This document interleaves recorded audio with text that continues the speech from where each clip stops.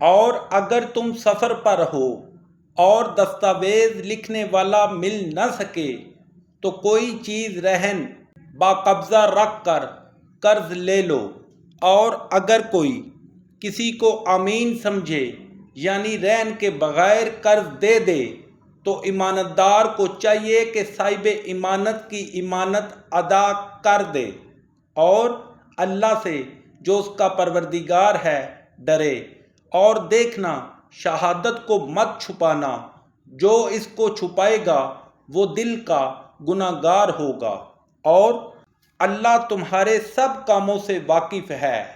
جو کچھ آسمانوں میں اور جو کچھ زمین میں ہے سب اللہ ہی کا ہے۔ تم اپنے دلوں کی بات کو ظاہر کرو گے تو یا چھپاؤ گے تو اللہ تم سے اس کا حساب لے گا، پھر وہ جسے چاہے مغفرت کرے اور جسے چاہے عذاب دے، اور اللہ ہر چیز پر قادر ہے۔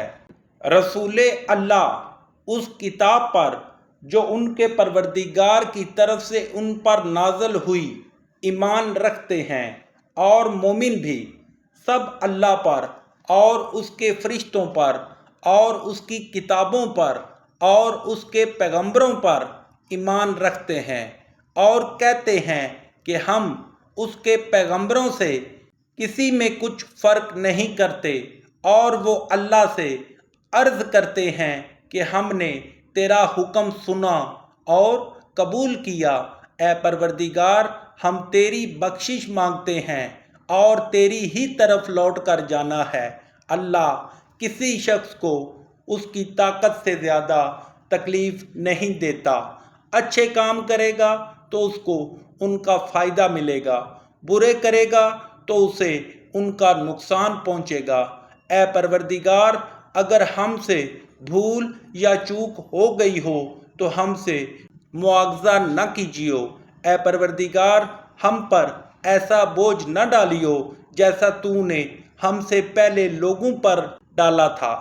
اے پروردگار جتنا بوجھ اٹھانے کی ہم میں طاقت نہیں اتنا ہمارے سر پر نہ رکھیو، اور اے پروردگار ہمارے گناہوں سے درگزر کر اور ہمیں بخش دے اور ہم پر رحم فرما، تو ہی ہمارا مالک ہے، اور ہم کو کافروں پر غالب فرما۔